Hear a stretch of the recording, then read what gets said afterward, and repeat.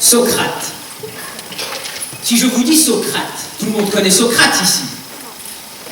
Oui, Socrate, ce grand philosophe, né en 470 avant Jésus-Christ, qui ne le connaît pas? Alors Socrate, on dit de lui qu'il est le père fondateur de la philosophie. Ainsi, Socrate serait le premier homme à avoir pensé... Non, vous ne me croirez pas.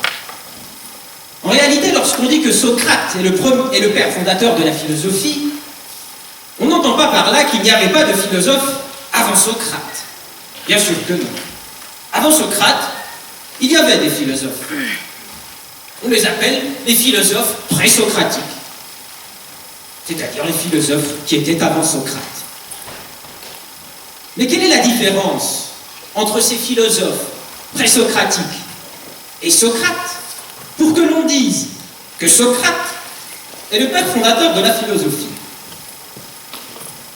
Permettez-moi donc, pour vous apporter la réponse à cette question, de faire appel à un autre philosophe et historien de la pensée, qui est Lucien Gerfagnan. Lucien Gerfagnan nous explique la différence entre Socrate et les philosophes présocratiques réside dans la manière d'aborder la réalité et les choses. Prenons un exemple. Une montre.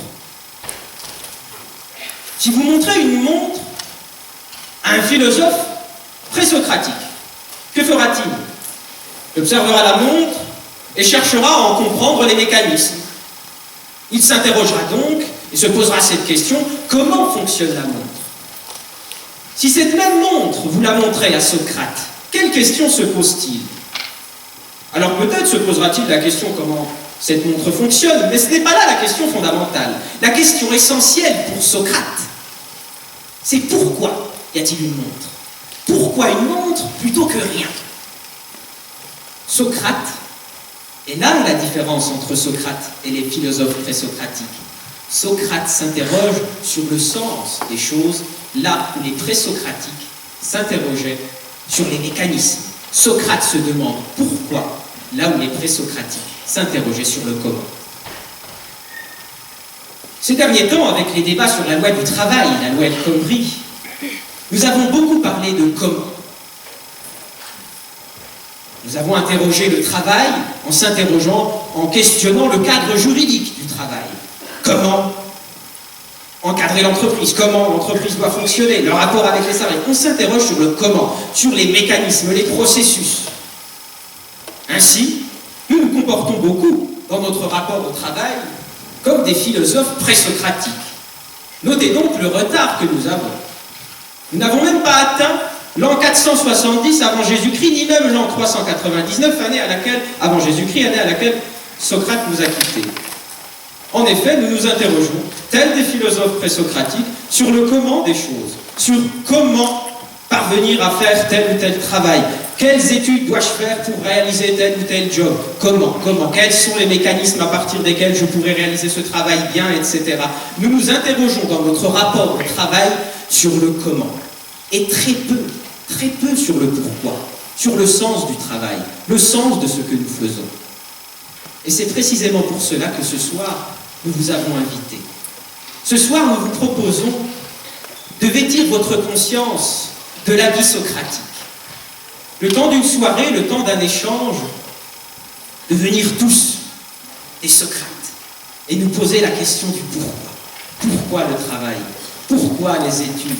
Tant de temps dépensé à étudier et à travailler, pourquoi? Le sens de ce que l'on fait. Et pour parler d'un tel sujet, un sujet exceptionnel, puisqu'il est rare que l'on s'interroge sur le pourquoi, il nous fallait un invité exceptionnel.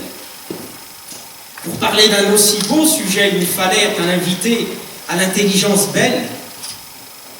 Et donc, pour parler de ce sujet qui est le travail, le sens et l'engagement, mesdames et messieurs, nous avons convié, et je vous demande de l'accueillir et de l'applaudir, Marwan Mohamed.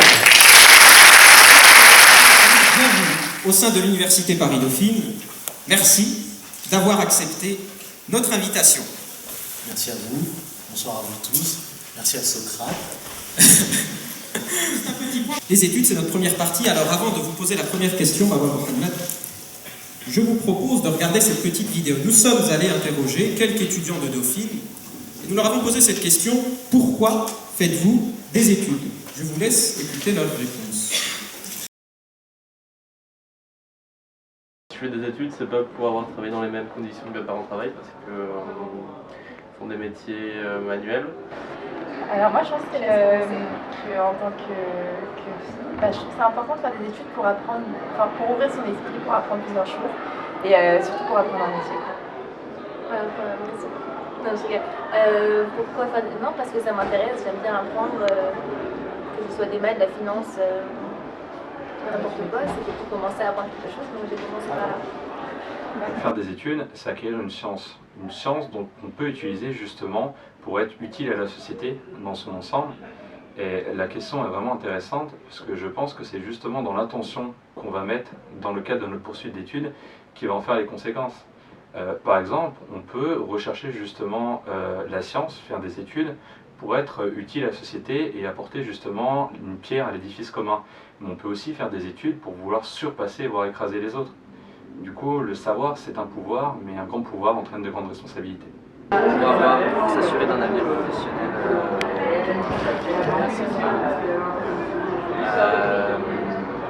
pour partir aussi avec un bagage culturel plus important, pour se lancer dans la vie avec ce bagage culturel.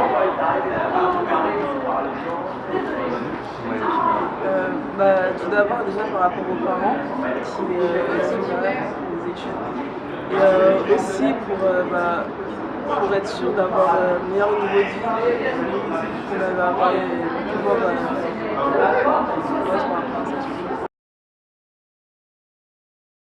Et vous, Marwan Mohamed, pourquoi avoir fait ces études, comme nous l'a dit Yacine, en ingénierie à l'école de Reims? En fait, j'avais pas choisi ça initialement. C'était pas évident de faire un choix d'études. Je sais pas comment ça s'est passé pour vous. Pour moi, quand j'étais en 5e, en 4e, en 3e, en fait, on avait un bureau avec une conseillère d'orientation et elle avait des fiches. Et donc, on allait dans le bureau, on passait 3 quarts d'heure et on devait choisir: est-ce que je vais en 3e général, est-ce que je vais en seconde, est-ce que je choisis telle option, avec des fiches qui veulent strictement rien dire, qui voulaient strictement rien dire pour moi. C'était difficile de faire un choix comme ça. Et puis, mon papa avait une idée très précise de ce que je devais faire, et c'était qu'il voulait que je fasse médecine. Et donc j'ai essayé, pour lui, j'ai essayé. Et comme j'étais meilleur dans les matières scientifiques que dans les matières où il fallait apprendre, j'ai choisi l'hôpital où je pensais qu'il y avait la plus grosse portion scientifique, c'était l'hôpital Necker. Et c'était pas si évident que ça. Dans les matières scientifiques, je m'en sortais à peu près bien.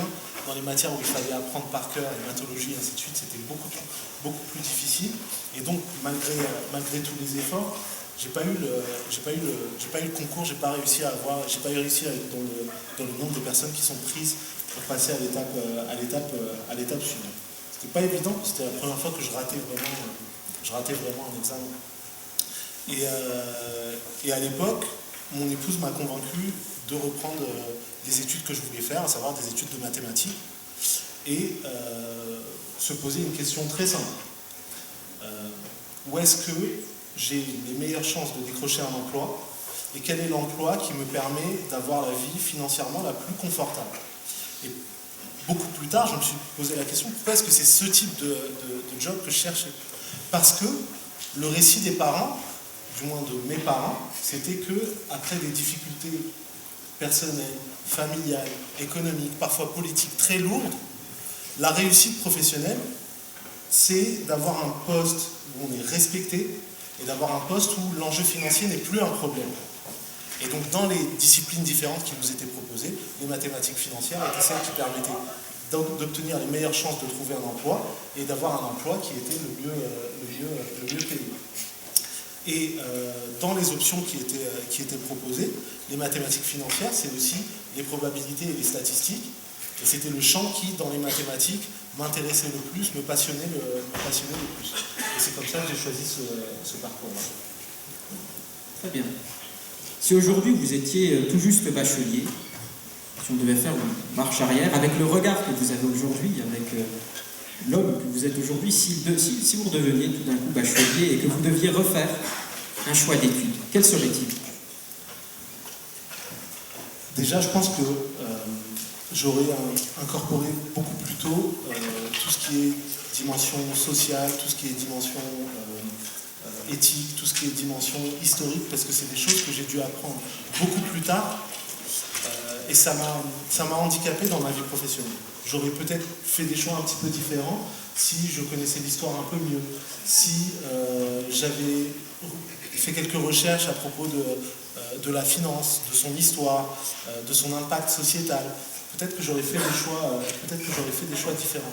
C'est difficile de dire a posteriori que je regrette ou que j'aurais pris une autre voie, parce que c'est pas comme ça que je réfléchis. Je suis convaincu aujourd'hui que j'étais à cet endroit-là, dans cette carrière-là, pour des raisons précises. Que j'aurais pas forcément les mêmes idées aujourd'hui, je serais pas forcément la même personne si j'avais pas eu ces expériences, parfois décevantes, parfois frustrantes. Parfois me permettant de me poser des questions que je ne m'étais jamais posées jusqu'alors.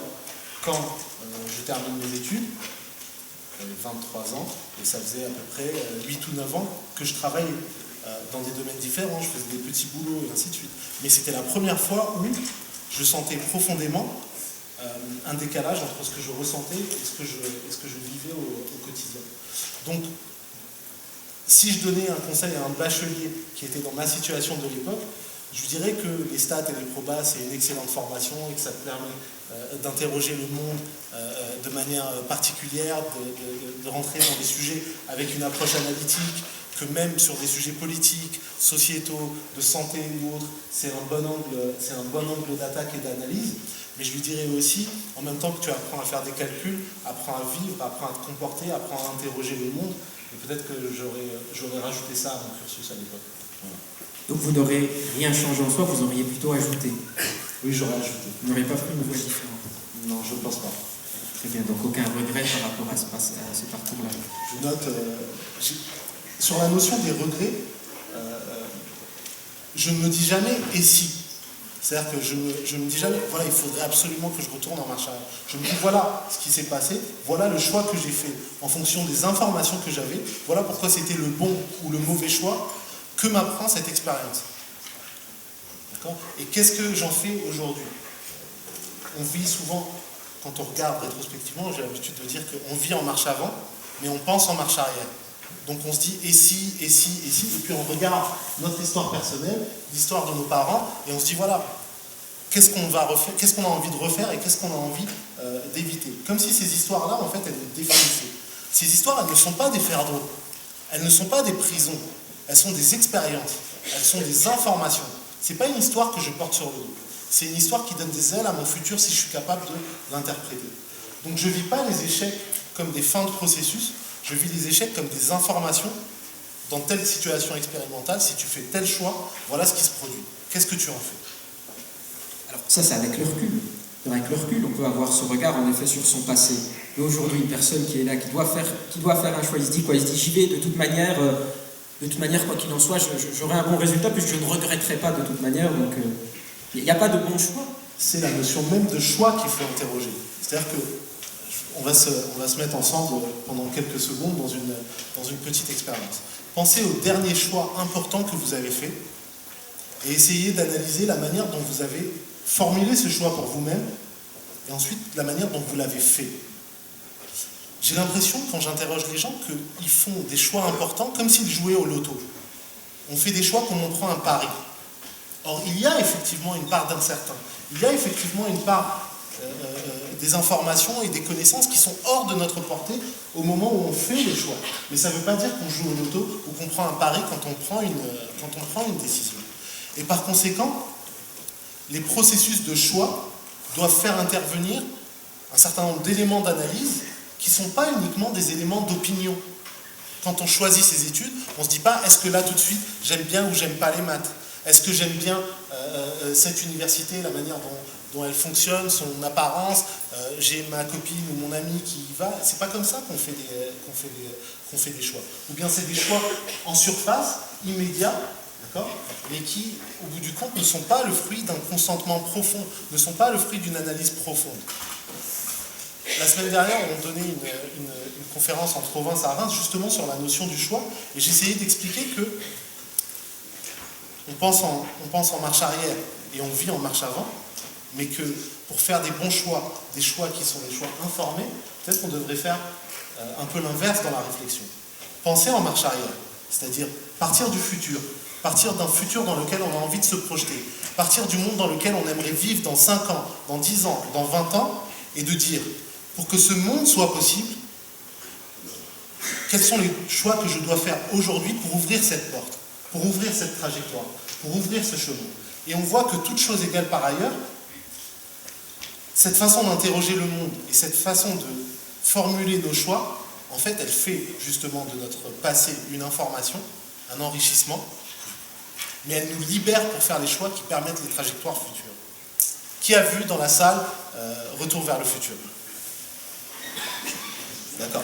Vous aimez pas cette scène où à un moment donné, quand il voit qu'il y a une erreur dans le futur, où il s'est passé quelque chose de problématique, il a envie de faire marche arrière pour essayer d'aller dans le passé et modifier quelque chose pour avoir cette trajectoire-là, bifurquer de cette trajectoire temporelle vers celle-ci.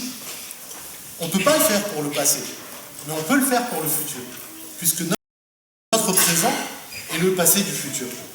D'accord? Donc, au lieu de faire ces choix en regardant le rétroviseur, en disant voilà l'histoire qui me définit, voilà le fardeau et le poids que je porte sur le dos, et si on inversait la logique en se disant voilà quel est le futur que j'aimerais rendre possible, et quel est le choix, quelle est l'action que je dois mener aujourd'hui pour le rendre possible. Et un choix d'orientation, c'est aussi ça. Donc un choix d'orientation, ça part d'abord de se poser une question qui n'est pas quel métier je veux faire, quel travail je veux faire, mais quel monde je veux. Alors se poser cette question, en effet, c'est une belle question. Mais un étudiant lui demander quel monde il veut, déjà, ce n'est pas une question facile. Et surtout, vous l'avez dit, vous-même, durant votre parcours, vous avez eu ce problème de la sécurité. On l'a entendu dans la vidéo. Certains nous disent, moi, je ne veux pas avoir les mêmes conditions. Je ne veux pas avoir les mêmes conditions de vie que mes parents. Donc, à un certain moment, il y a la question du métier, du travail, de la sécurité financière, de la sécurité matérielle. On peut avoir un monde idéal dans lequel, si vraiment à un certain moment je cherche à atteindre ce monde idéal, ben, je ne travaille pas, ou en tout cas je n'ai pas un travail qui me rémunère suffisamment pour avoir des conditions de vie matérielles suffisantes. Alors, on fait comment? On est des créatures qui sont faites pour vivre en danger. Nous sommes des créatures qui sont au meilleur de leur forme, au meilleur de leur capacité, quand elles prennent la mesure de leur propre précarité. Quand on prend les choses pour acquises, quand on a peur de vivre, quand on sent que des choix, qui sont au bout du compte des choix minimes, vont avoir un impact dévastateur sur notre vie, quand on imagine notre futur en blanc et noir, en réussite ou en échec, on s'enferme nous-mêmes dans une prison, la prison que forment nos propres choix. Donc, il y a un certain nombre de valeurs et d'idées, de récits qu'on a abandonnés et qu'il va falloir essayer de faire passer auprès de notre jeunesse, auprès de nos enfants, et y compris entre nous. La première idée, c'est l'ouverture sur le monde. Le fait que, quand on est à l'école, quand on est au collège, quand on est au lycée, notre vie ne se limite pas uniquement au champ immédiat de « il faut que je fasse les devoirs pour demain », voilà mon champ à l'école, voilà l'univers qui est possible pour moi demain, parce que papa et maman ont dit ceci, ont dit cela, et ainsi de suite. Quand on arrive à l'université, voilà la filière que je dois choisir. Et notre monde, en fait, se restreint à cet univers immédiat. Et dites la vérité entre nous. Quand on était au collège, quand on était au lycée, et aujourd'hui aussi, maintenant que vous êtes à l'université ou en école, j'ai l'impression qu'on gère en fait nos vies une année après l'autre. C'est-à-dire qu'à la fin de l'année, si on a réussi, on se dit voilà, une année terminée, maintenant j'entame la suivante. Et donc on est en fait dans un temps immédiat, et ça c'est notre horizon de choix. L'année qui est passée, c'est l'échéance d'évaluation de si j'ai réussi ou si j'ai échoué. L'année qui arrive, c'est mon année de projection de savoir, j'espère que je vais réussir, voilà l'option que je voudrais prendre pour l'année suivante. Et notre vision du monde, en fait, elle se limite à ça. Donc la première chose, c'est ouvrir ce monde-là. La deuxième, c'est réhabiliter la galère. Réhabiliter la galère. Il n'y a rien de honteux, il y a même quelque chose d'assez digne, de vivre des épreuves et d'en sortir encore plus fort. Il n'y a rien de honteux à nettoyer le parterre après la salle de conférence. Et les héros de la soirée, c'est ceux qui ont organisé hier, avant-hier, ceux qui vont être là longtemps après qu'on soit parti, parce qu'ils ont géré l'événement d'aujourd'hui. Ça, c'est héroïque. C'est pas quelque chose de honteux. Il n'y a rien de honteux à ce que un ami ou nous-mêmes ayons eu des difficultés, d'accord, et il a fallu les dépasser, il a fallu apprendre de ça. Et sur le moment, ça avait quelque chose d'un petit peu humiliant, parce que ça a quelque chose d'humiliant d'échouer, de rater.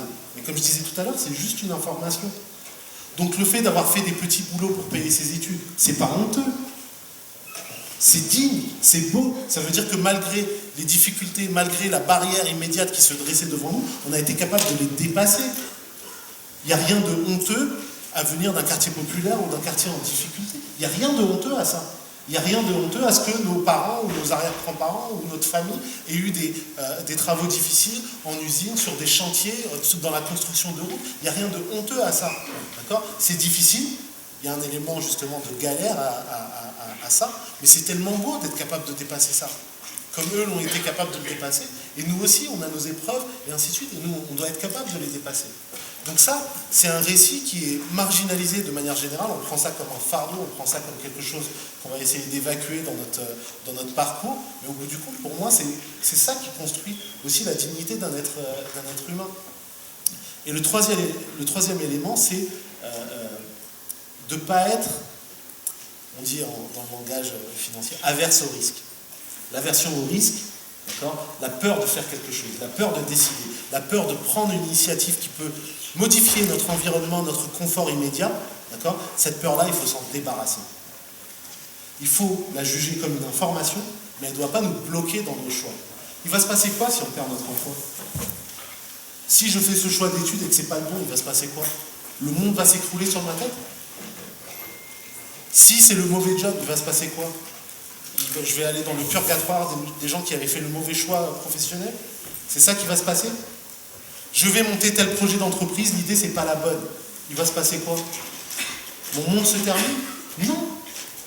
Et d'ailleurs, quand vous interrogez des gens qui ont des parcours entre guillemets de réussite, tel grand chef d'entreprise, telle personnalité, tel intellectuel, vous allez voir que c'est des parcours qui sont comme ça. Échec, correction, échec, correction. Échec, correction, réussite. Ça veut dire que s'ils avaient abandonné à l'une des étapes précédentes, on ne saurait même pas qu'ils existent. Eux-mêmes ne se seraient même pas réalisés dans leur projet personnel. C'est leur capacité à dépasser l'échec, à ne pas avoir peur à l'étape suivante, qui a fait que par itération, ils ont nourri la manière dont ils interrogent le réel, la manière dont ils vivent, jusqu'au moment où ils ont appris de leurs propres échecs. D'accord ? Donc, quand on est en parcours de formation, encore plus quand on est étudiant, encore plus quand on a encore ces espaces de liberté où on peut essayer autre chose, pourquoi est-ce qu'on va se fermer ces portes-là? Pourquoi est-ce qu'on va se conditionner à l'idée que, voilà, l'affaire elle est pliée, j'ai commencé cette école d'ingénieur, ou j'ai commencé Dauphine, ou j'ai commencé telles études pour viser tel job, parce que c'est ce qui était dans la fiche d'orientation, et là maintenant il faut que je me colle au récit. Oui, mais ça assure un métier derrière, ça assure un débouché, un revenu. Ça a un prix, ce que vous dites. D'accord. Alors imaginons l'histoire. Pourquoi pas l'inverse? Pourquoi je continuerai pas ce que je fais, sachant que j'aurai un métier de sûr derrière, j'aurai un revenu de sûr, et pourquoi je prendrais le risque de me retrouver dans une situation que je ne maîtriserai plus et qui peut-être pour moi sera difficile? À cette question, seuls les Shadocks ont la réponse. Que disent les Shadocks? Mieux vaut continuer à pomper et qu'il ne se passe rien, plutôt que d'arrêter de pomper et de risquer qu'il ne se passe quelque chose. Surtout pourvu qu'il ne nous arrive rien. D'accord? Donc, le récit qui consiste à dire, voilà, ça va être tout tracé, je vais faire telles études et je vais arriver dans tel métier et il va se passer ça, et il va se passer rien. D'accord? Ce récit, peut-être il peut rassurer un certain nombre de personnes. Pour moi, il est terrifiant. Si notre parcours de vie est un déterminisme au moment où j'ai fait ce choix d'orientation en troisième, bon, merci, je connais déjà la fin de l'histoire. D'accord ? Et en même temps, on nous a tenu un certain nombre de discours pendant nos études qui étaient justement dans la valorisation de ça, dans le fait de dire, voilà, l'objectif de ta vie, c'est de sécuriser un job, Et si tu n'as pas de job, en fait, tu es un non-événement dans la société. Vous avez vu comme quand il y a des émissions télévisées, il y a des jeux télévisés, on a les participants au jeu, et on leur donne la parole. Qu'est-ce qu'ils disent? Bonjour, je m'appelle Jean-Pierre, je suis informaticien. Comme si en fait cette fonction socio-professionnelle définissait Jean-Pierre. C'est la première chose qu'il a envie de partager à propos de lui-même. Jean-Pierre est quelqu'un qui a le sens du détail. Jean-Pierre se lève tous les matins à 7h15, il se brosse les dents un certain nombre de fois, 25 fois de ce côté, 26 fois de l'autre, il prend le train de 7h48, il arrive à la Défense, il prend cet escalator et pas tel autre, quand il arrive sur la dalle, il passe sur ce parcours-là et pas cet autre-là, quand il fait du bruit avec ses talons, il aime bien ce bruit de tac, tac, tac, tac, tac, tac, tac, tac. Il s'est habitué à ce bruit-là. Quand il arrive au travail, il a ses réunions hebdomadaires, il a son plat préféré à la cantine, il arrive à la fin du mois et un jour on lui déclare qu'il a le cancer ou n'importe quelle autre maladie, d'accord ? Et puis il fait comme il peut pour continuer son travail. Et sur sa pierre tombale, il y a écrit « Si J. Jean-Pierre, il était l'employé du mois ». C'est pas la vie que j'ai envie de vivre.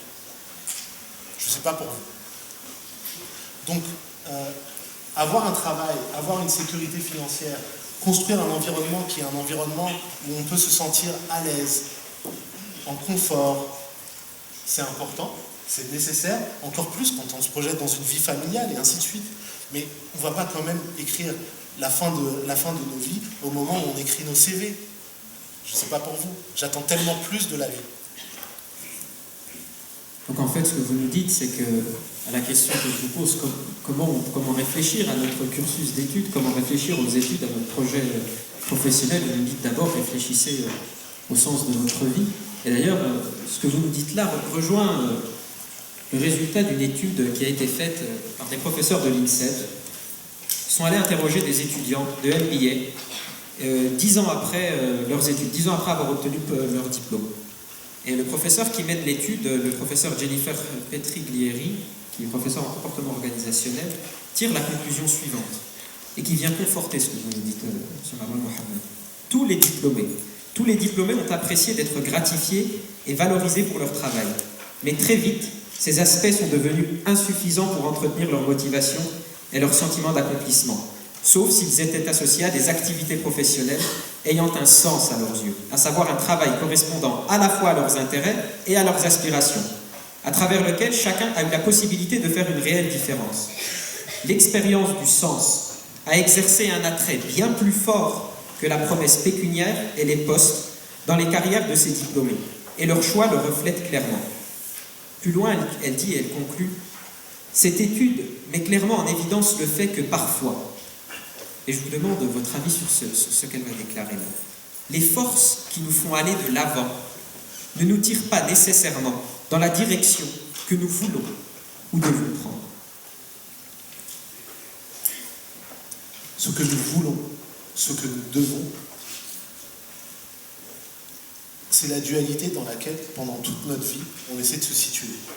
Ce que l'on veut, ce que l'on ressent, nos aspirations immédiates, ce que l'on doit, ce qu'on nous invite à faire, notre libre arbitre, la manière dont on jongle entre ces notions-là. C'est exactement le processus qui définit le passage à l'âge de responsabilité. Être capable de dire, voilà ce que je veux, voilà ce que je dois, voilà ce qu'on me demande, et voilà ce que je vais faire, c'est exactement le moment décisif où on prend possession de nos vies. D'accord ? Et pour être capable de faire ce choix-là et ce constat-là, encore faut-il qu'on soit capable d'interroger ces choses-là, qu'on soit capable d'interroger ces sujets, qu'on soit capable encore de dire pourquoi. Et cette question, cette notion du pourquoi, pour moi, c'est le corps mort de notre société. C'est la question, en fait, la question la plus censurée. Et c'est pas normal qu'on la censure. Pourquoi ? Parce qu'elle est une question spontanée. Elle est la première question que les enfants posent. Pourquoi ? Pourquoi est-ce qu'il y a ce scotch rouge autour de la salle ? Pourquoi est-ce que c'est pas bien de faire ça ? Pourquoi est-ce que tu me demandes de m'habiller comme ça ? Pourquoi est-ce que je dois faire ça et pas ceci? Pourquoi? Et il y a un moment très précis, dans l'éducation des enfants et ensuite dans leur vie éducative et ensuite professionnelle, où on dit non mais arrête de demander pourquoi. Arrête. Des fois parce qu'on n'a pas le temps de répondre. Des fois parce que la question est embarrassante. Et des fois parce que la réponse convoque une telle responsabilité qu'on n'est pas capable de l'assumer. Pourquoi est-ce qu'on élit des politiciens qui nous humilient? Pourquoi? Pourquoi est-ce qu'on convoite des modèles de beauté et de réussite dont ceux qui les ont accomplis sont eux-mêmes en train d'essayer d'en sortir? Pourquoi? Pourquoi est-ce qu'on est capable de formuler un constat à propos des stars, à propos d'un certain nombre de célébrités, où on pense que leur vie, leur personnalité, ce qu'on convoite chez elles est totalement superficiel, et pourtant on nourrit un sentiment d'attraction à leur égard? Pourquoi? Pourquoi est-ce que c'est la personne qui fournit le travail physique le plus pénible et le plus dur qui est la plus humiliée dans l'entreprise, quand celui qui en fait le moins est celui qui est valorisé le plus dans l'entreprise? Pourquoi? Pourquoi est-ce que c'est comme ça? Et si la démocratie était si belle, pourquoi est-ce que c'est pas comme ça qu'on prend les décisions dans les grandes entreprises? Pourquoi? Pourquoi est-ce qu'on est capable de faire un constat sur les injustices sociétales qui traversent notre monde sans être capable de modifier les comportements qui produisent ces injustices? Donc vous voyez que quand on prend le chemin des pourquoi, on peut aller très loin et on convoque immédiatement un sentiment de responsabilité, parce qu'à partir du moment où on est capable de fournir des réponses ou de chercher des réponses à ces questions, en tant qu'être humain, notre responsabilité est mise sur le plateau. D'accord, maintenant que tu sais pourquoi, qu'est-ce que tu vas faire? Et cette question-là, cette réponse-là, cette conséquence-là, c'est celle-ci qui fait que bien souvent, poser la question pourquoi, c'est ouvrir un chemin qu'on n'a pas envie de prendre, ou qu'on a peur de prendre. Et pourquoi on devrait s'interroger sur le sens de la vie? Pourquoi on devrait s'interroger sur le sens de ce qu'on fait? Pourquoi on devrait se prendre la tête comme ça? Pourquoi? Il y a un tas de gens qui nous disent ne te demande pas pourquoi. Surtout, évacue le sens. Pourquoi tu te prends la tête avec ça? Il y a une anecdote que je vais vous raconter, c'est une anecdote historique maintenant, elle date de 95, et à San Francisco, il y avait un événement. Je vais essayer celui-ci. Vous m'entendez mieux comme ça? Oui? D'accord. Tu prends l'autre. Donc ça se passe en 95 et Mikhaïl Gorbatchev, après son exercice du pouvoir en URSS, a été doté d'une fondation. Cette fondation, en fait, elle est une espèce de think tank, et ils organisent une grande conférence à San Francisco où ils font venir tous les grands chefs d'entreprise, de conglomérats de médias, et ils ont en fait des espèces de tables rondes où ils sont en train de discuter. Et dans ces tables rondes, un responsable d'une entreprise de design peut discuter avec quelqu'un qui travaille dans les médias ou dans une université, et ils ont des discussions vraiment très ouvertes, parce qu'ils pensent qu'ils sont dans un environnement très serein, un environnement de confiance. Et le dirigeant de Dell dit au dirigeant à Ted Turner, le dirigeant du conglomérat de médias, Ted, il va falloir que tu nous fabriques beaucoup de contenu, beaucoup de divertissement, beaucoup d'émissions, beaucoup de reality shows. Et il lui dit pourquoi? Il lui dit, je vais t'expliquer. En fait, on va avoir besoin de divertir tous nos salariés pendant des années et des années. Et on a besoin que vous, l'industrie du spectacle et de l'information, produisiez les contenus qui vont pouvoir divertir ce monde-là. Quelqu'un interroge le dirigeant de Dell. Mais comment ça? Tu les utilises pas pour travailler, ces gens-là? Ils sont pas en train de travailler? Ils sont pas occupés à ça? Ils ne trouvent pas du sens à tout ça? De combien de personnes tu as besoin, au bout du compte, dans ton entreprise? Puisque tu supposes qu'il y a des gens qui sont inutiles ou qui ne trouvent pas sens dans l'entreprise. Et le dirigeant de Dell répond, j'ai besoin de 10 personnes. J'ai besoin du responsable marketing, j'ai besoin du responsable du design, j'ai besoin du chef des ventes, j'ai besoin de la personne qui établit la stratégie, j'ai besoin du juriste en chef. C'est d'eux que j'ai besoin. Et à quoi sert tout le reste? Eh bien, ça porte un nom. Les 90 000 salariés qui travaillaient chez Dell à l'époque sont ce qu'on appelle des réserves de rationalisation. Est-ce que vous savez ce que c'est? Non. Pour qu'on considère que Dell est une grande entreprise, il faut qu'elle ait un grand nombre d'employés. Il faut qu'elle ait des grands panneaux affichés sur le périphérique. Il faut qu'elle ait des grands buildings dans des quartiers d'affaires. Il faut qu'elle simule, il faut qu'elle projette l'image d'une grande entreprise. Et ça, on ne peut pas le faire juste avec 10 personnes qui travaillent dans une salle de réunion. Et donc, il disait, je le cite, « Je les embauche par Internet, je leur envoie leur travail par Internet, ils me le renvoient par Internet, je les paye par Internet et je les vire par Internet. » Donc, sa notion de ce qu'est le libre arbitre des employés, de ce qu'est la réalisation de ces employés à travers leur travail, elle est purement, strictement utilitaire. Et face à ça, les employés, dont on suppose qu'ils sont doués de raison, comme nous espérons nous-mêmes être doués de raison, ont un choix, celui d'interroger le sens de ce qu'ils font. Eux-mêmes peuvent avoir vis-à-vis du travail une vision tout à fait utilitaire, de dire, ce travail, en fait, il est une location de mes capacités intellectuelles et physiques pour un temps, en échange d'une somme d'argent. Cette somme d'argent, c'est celle-ci qui va produire, à travers ce que je vais en faire, l'utilité que je cherche, le sens que je cherche. Donc, mon sens n'est pas uniquement dans le travail que je vais réaliser, mais dans ce que je vais faire, de ce que je vais tirer de l'argent que j'en reçois. D'accord ? Et ça, c'est notre responsabilité de chacun. On peut allumer la télé, on peut mettre TF1, BFM et être pris en charge à longueur de journée. On peut faire ça. Libre à vous. Libre à toi. Et pourquoi ne pas le faire, donc? Parce que j'espère qu'en tant qu'être humain, on est un peu plus que ça. J'espère que notre capacité à réenchanter notre monde, à se redemander pourquoi, fait de nous quelque chose de plus grand, d'accord, que ces créatures que Dell vise. Et celles-ci, elles sont purement et simplement des robots. Elles sont des déterminismes. D'accord ?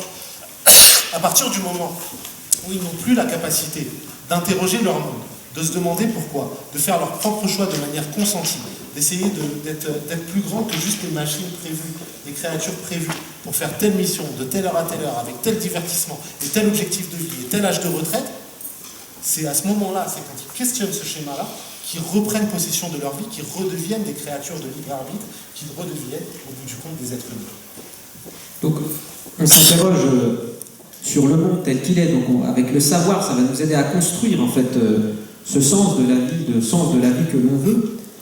Mais le savoir seul ne suffit pas. Enfin, juste se cultiver, se rendre compte le monde tel qu'il est, constater la réalité du monde, ne suffit pas à construire le sens de la vie que l'on veut, le sens de ce que l'on fait. Comment on fait pour déterminer ces valeurs qui nous animent, ces valeurs qui font qu'à un certain moment, en effet, on est prêt à dire, pour ça, et rien que pour ça, je suis prêt à changer de travail, comme vous l'avez fait. Comment à un certain moment on arrive à construire ça, à consolider ça? Alors, tu l'as mentionné, il y a une notion qu'il faut invoquer, c'est celle des valeurs, c'est celle de l'éthique, c'est celle de ce qui fonde le sens. D'accord ? Et pour ça, chacune d'entre nous a une approche différente. Peut-être que certains d'entre nous aujourd'hui ont eu une éducation de par leurs parents, de par leur entourage, qui fait que très tôt dans l'enfance, très tôt dans la jeunesse, il y a des valeurs qui ont été inculquées au sein de la famille. Peut-être que ceux d'entre nous qui sont croyants, à travers leur religion, à travers leur spiritualité, ont construit au fil du temps une vision du monde, des échelles de valeurs, une manière d'attribuer du mérite, une manière de problématiser ou de synthétiser ou de valoriser des choses, d'accord, qui est propre à leur spiritualité, qui est propre à leur foi. Peut-être qu'il y a eu, au fil des expériences personnelles, des blessures, ou des récompenses, des moments de bonheur, ou des moments de tristesse, dans lesquels se sont justement forgées ces valeurs personnelles. D'accord ? Et c'est ces valeurs-là qui fondent essentiellement ce qu'on est prêt à faire pour de l'argent et ce qu'on refuse de faire pour de la reconnaissance professionnelle. C'est ces valeurs-là qui font que, au bout du compte, on attribue peu de respect à une carte de visite et on en attribue beaucoup plus à l'intégrité des individus face à leurs choix. C'est cette façon de voir le monde qui fait que on respecte les gens, on aime les gens à travers ce qu'ils nous montrent de leur personnalité profonde, et pas uniquement de leur tenue, et pas uniquement des signes extérieurs de leur reconnaissance professionnelle ou de leur réussite professionnelle. Donc, face à ça, on est tous égaux, c'est-à-dire qu'on a tous, dans notre champ personnel, dans notre intimité profonde, une manière d'approcher ce qui est bien et ce qui ne l'est pas, une manière d'évaluer ce qui mérite d'être vécu et ce qui ne le mérite pas, une manière de se décentrer et de faire preuve d'empathie envers les autres, une empathie qui n'est pas conditionnée à ce que j'espère recevoir en retour de cette personne. D'accord ? Et ça, c'est le plan des valeurs, c'est le plan de l'éthique, c'est le plan de ce qui fonde notre être, notre intimité la plus secrète. Donc il s'agira un peu de décaper, d'un peu de, voilà, c'est de nettoyer un peu ce que l'on est pour essayer de voir ce à quoi on tient.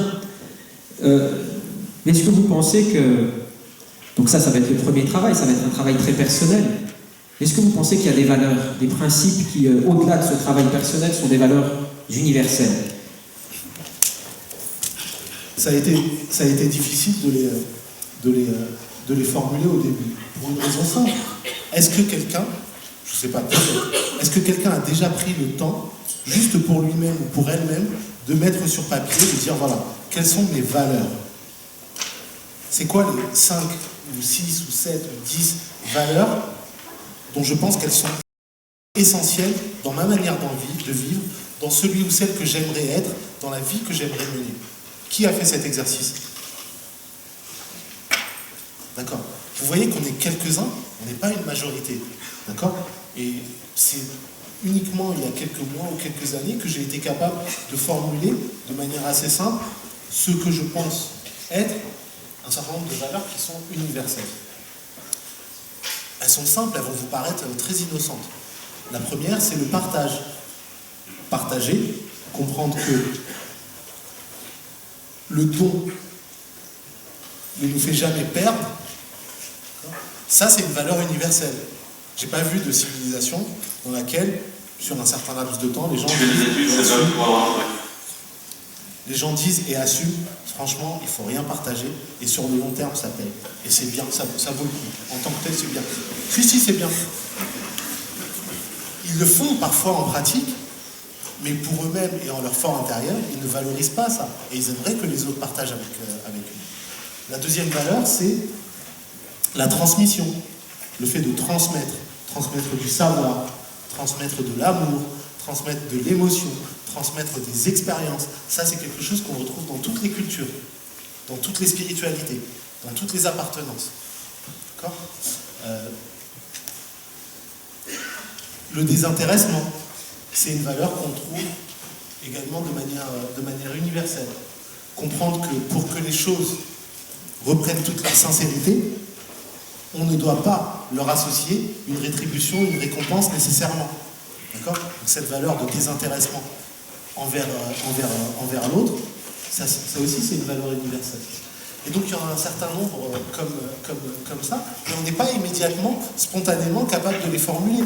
On les chérit, on les trouve au gré d'une anecdote, au gré d'une expérience. On se dit voilà, il partage ça, elle partage ça, moi aussi je partage ça, et je croyais que c'était quelque chose qui était spécifique à ma famille, à mon pays, à ma religion, à ma culture, d'accord ? Et au bout du compte, elle se retrouve universelle.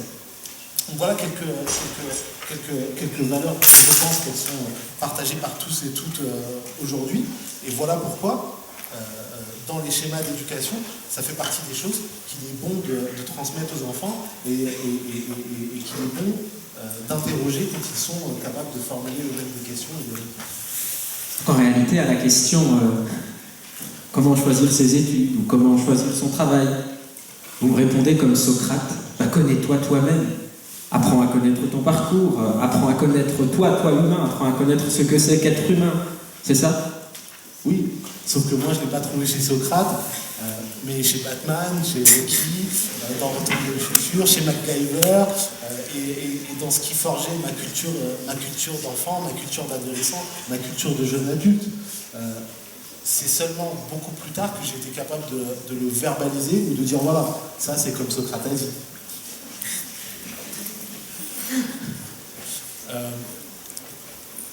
Je ne sais pas pour vous, peut-être que certains ou certaines d'entre vous ont eu l'opportunité, ont eu la richesse d'avoir un parcours littéraire ou une éducation qui fait qu'il y a eu une ouverture sur la philosophie, il y a eu une ouverture sur les grandes questions sociétales à un stade relativement précoce de notre vie d'adulte ou de jeune enfant. Personnellement, ce n'était pas le cas. Il y a eu d'autres sources fondatrices, il y a eu d'autres sources d'interrogation, des sources religieuses, des sources familiales, des sources culturelles, mais pas ce champ, je dirais, philosophique, de sciences politiques, de sciences sociales, contemporaines dans lequel on baigne aujourd'hui et que je mobilise dans la manière dont j'argumente. Ça c'est venu beaucoup plus tard. Et oui, connais-toi toi-même, cherche à l'intérieur de toi qu'est-ce qui te fonde, qu'est-ce qui te définit pour que tes choix, pour que la manière dont tu vis soit le fruit de ce que tu veux et de ce que tu espères dans ta vie. Donc la première chose à faire, c'est d'abord s'interroger sur ce que l'on veut faire dans la vie. Et donc sur le sens de sa vie. C'est la première réponse. Mais ensuite, une fois que cela est fait, il s'agit de choisir un travail. Il s'agit, pour certaines personnes qui travaillent, de réfléchir à ce qu'elles font maintenant. Ils s'interrogent sur le sens de leur vie. Peut-être qu'au final, ce travail ne permet pas d'atteindre ce sens qu'elles ont trouvé. Que font-elles? Alors, j'aimerais juste dire une chose, c'est que c'est un luxe inouï et très souvent ingrat de pouvoir questionner le sens du travail. Il faut avoir le luxe d'être un sous-microbe et de s'asseoir sur cette scène pour pouvoir se dire quel est le sens de ce que je fais. D'accord? Et pour beaucoup d'entre nous, on n'a tout simplement pas l'opportunité de le faire. On n'a pas les moyens de le faire parce que notre vie, elle est telle qu'il n'y a jamais cette pause où on se dit voilà, attends juste 2 secondes, marche arrière, qu'est-ce qu'on est en train de faire là? Le film, où est-ce qu'il va? C'est quoi le prochain épisode? Qu'est-ce qui se passe? Ou d'autres fois, le déterminisme est si présent que nos responsabilités sont telles que, en fait, on va faire le plus beau don à nos enfants et à notre entourage qu'un être humain puisse faire. Je n'ai pas eu le choix, mais je vais tout faire pour que toi tu l'aies. Je n'ai pas eu la possibilité de faire des études, mais je vais tout faire pour que toi tu aies le choix de faire des études. Je n'ai pas eu le luxe de pouvoir choisir mes vêtements, choisir les livres que je lis, avoir le choix du pays dans lequel je vais m'installer. J'ai pas eu tous ces choix-là, j'ai pas eu tous ces luxes-là. Mais toi, tu les as. Et peut-être que dans le temps de vie qui m'est imparti, ça c'est l'histoire de beaucoup de nos parents, peut-être que dans le temps de vie qui nous est imparti, voilà, je sais faire de mes mains ceci, je sais faire de mon cerveau cela, et c'est ce que je vais pouvoir faire pendant les 20 années qui viennent pour pouvoir te payer tes études, pour pouvoir créer un environnement dans lequel toi, tu vas pouvoir changer le récit familial. Tout à l'heure, je disais en introduction que quand j'ai fait mon choix d'études, ce que papa voulait, c'était très important. Pourquoi? Parce que, qu'est-ce que ça veut dire ce que je veux, moi, quand lui vient de passer 20 ans, 30 ans, à tout sacrifier pour ce moment-là? Qui je suis, moi, pour avoir le droit de dire, en fait, tu vois, je comprends ton truc, médecine, mais moi je vais faire autre chose. Je vais faire autre chose, j'ai un plan, mais ça n'a rien à voir. Je vais rentrer chez les Républicains, je vois un... C'est ce que j'ai envie de faire. Non, c'est vraiment ce que je... Ou je vais être huissier de justice. Ça m'inspire. Contrôleur à la RATP. Serrurier, peu importe. Donc, à ce moment précis, on est conscient qu'on a le luxe, et il faut en être reconnaissant, on a le luxe de pouvoir être ensemble aujourd'hui et se dire, à ce stade où nous avons des choix à faire, des choix de carrière, des choix d'études, on a le luxe de pouvoir se poser des questions du sens. Et de dire, voilà, on va essayer de produire quelque chose, on va essayer de vivre quelque chose qui va avoir du sens pour nous. C'est infiniment respectable, d'accord, pour tant d'entre nous, pour tant de nos parents, pour tant de nos amis, pour tant de nos voisins, pour tant de nos concitoyens, de comprendre qu'eux n'ont pas le choix. Eux sont dans un rapport quotidien à la précarité, à la difficulté, aux travaux pénibles parfois, d'accord, parce qu'eux espèrent pour leurs enfants et pour leur entourage d'avoir le choix aussi. Une fois qu'on a ce choix, il faut comprendre que on ne vit pas dans un monde complètement déconnecté du réel, dans des utopies où on dit voilà, dans mon rêve à moi, je vais faire ce choix-là, et voilà ce qui va se passer. On vit aussi dans un réel qui a des contingences, qui produit des conséquences sur nos vies, et qui va entraver parfois nos choix. Quand je vous disais tout à l'heure qu'il faut réhabiliter la galère, c'est pour comprendre que, en fonction des choix qu'on va faire, on va avoir des temps de galère. On va avoir des temps de travaux difficiles, on va avoir des épreuves à subir, et qu'il va falloir trouver de la valeur là-dedans. Il va falloir trouver du sens là-dedans. Il va falloir trouver un enrichissement personnel là-dedans. Personnellement, je n'ai pas appris à parler en public sur les bancs d'une université ou dans une formation de public speaking ou de rhétorique. J'ai lu ces ouvrages de rhétorique et la manière dont les philosophes s'interrogent les uns les autres beaucoup plus tard. Vous voulez que je vous dise quand j'ai appris à parler? Il disait tout à l'heure, Yacine, que je suis timide. Je suis à peu près à l'aise devant un amphithéâtre. Je suis incapable de demander l'heure à quelqu'un dans la rue. C'est pas possible. J'y arriverai pas. En fait, pendant qu'on travaillait pendant nos études, mon épouse et moi, en fait, on changeait de travail, on faisait un job, puis on terminait, puis on en faisait un autre, pour apprendre plein de choses au fur et à mesure. Et puis on avait été placés dans une agence d'intérim, et donc du coup, chaque week-end, on faisait un job différent. Je ne savais pas encore. Des fois, j'allais jongler au foot pendant la Coupe du Monde, dans un supermarché à Vaucresson. D'autres fois, on me donnait une espèce de blouse Oral B avec un trousseau de brosse à dents, et je faisais comme si j'étais expert. Il y avait des fausses lunettes, on les mettait parce que ça donnait un air d'expert. Oral B avait pensé à tout ça. Et donc on disait que seul Friedan peut se prévaloir de la co-signature de l'Union française pour la santé bucco-dentaire. Et donc on nous formait pour ça. Et une fois, à l'époque c'était une grande découverte, on avait trouvé un job dans une entreprise de télémarketing. Et donc pour le télémarketing, en fait, il fallait apprendre un argumentaire, et puis ensuite il fallait convaincre des gens de souscrire un abonnement à l'Express, à Libération, ou peu importe, le client de la semaine. Et on nous expliquait que pour faire ça, avoir un nom d'arabe, ça convainquait pas trop le client. Donc on se trouvait des noms bidons, des noms inventés qui allaient au moins désamorcer cette première barrière de la part du client. Et moi j'avais trouvé un nom, c'était Charles-Henri de la Balle. Donc si un jour vos parents vous ont dit purée, le gars, celui-là, il s'appelle de la Balle, c'est quand même pas commun, pour la particule, ok, de la Balle, c'était moi. Et donc au fur et à mesure, pour convaincre les gens au téléphone de souscrire tel abonnement ou telle autre chose, on s'entraînait à développer nos capacités oratoires.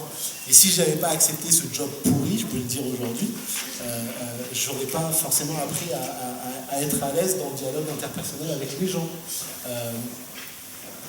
J'ai appris que ça, c'est un costume au sens propre comme au figuré, le jour où j'ai commencé à conduire des gens en voiture. Je voyais comment ils étaient habillés et je voyais comment ils se comportaient. Quand je dis c'est au sens propre comme au figuré, c'est-à-dire je ne fais pas de différence entre le costume qu'on vêtit tous aujourd'hui et le costume qu'un artiste ou qu'un acteur endosse quand il va sur scène. Je porte ce costume parce que je joue un rôle. Ce que j'ai envie de projeter, ce que tu as envie de projeter, ce que tu as envie de projeter, c'est la manière dont tes habits sont aussi ce costume que tu endosses pour projeter, d'accord, une personnalité ou un sentiment ou signaler. D'accord ? Un costume, c'est un signalement de crédibilité. D'accord ? Un foulard dans la poche, c'est un signalement de sophistication. D'accord ? Des baskets, ça peut être un signalement. Si je regarde vos baskets, je vais être capable de vous dire ce qui est le signalement. Donc les baskets à la mode qui ont tel style et tel autre, ça c'est un signalement de mode. D'accord ? Mais il y a un certain signalement de non-mode. Et ça aussi c'est un signalement de mode. La montre que tu portes, les chaussures que tu choisis, la manière dont tu noues ta cravate, le stylo plume que tu utilises ou le stylo bic que tu utilises, ils signalent un rôle. D'accord ? Donc ces codes-là, il faut aussi les interroger. Et je termine là-dessus en disant que questionner le sens, c'est pas uniquement questionner le sens du choix de la carrière, mais aussi de la manière dont les choses se passent à l'intérieur de l'entreprise. Donc, On disait tout à l'heure qu'on peut avoir une vision utilitaire du travail, mais il y a aussi une autre vision du travail. C'est que le travail, quand il prend sens, peut participer à la réalisation de soi. Je trouve de la dignité dans le travail que je réalise. D'accord ? Et d'autres trouvent de la dignité, du bien-être, du bonheur dans le travail que je réalise aussi. D'accord ? Et la combinaison gagnante, c'est je trouve du sens et je me réalise à travers le travail que je réalise.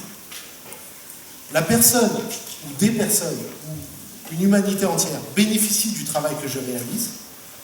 Et ce que je gagne, l'argent que je gagne dans mon travail, la manière dont je l'utilise, d'accord ? Eh bien ça aussi, ça trouve du sens et ça produit de l'utilité à ma vie personnelle, à ma vie familiale, mais aussi avec les gens de mon entourage, dans la société dans laquelle je vis.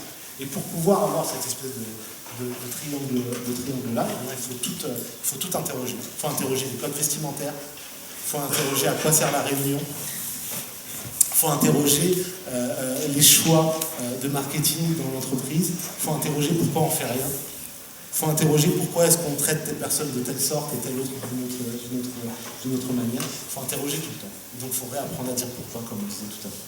Voilà.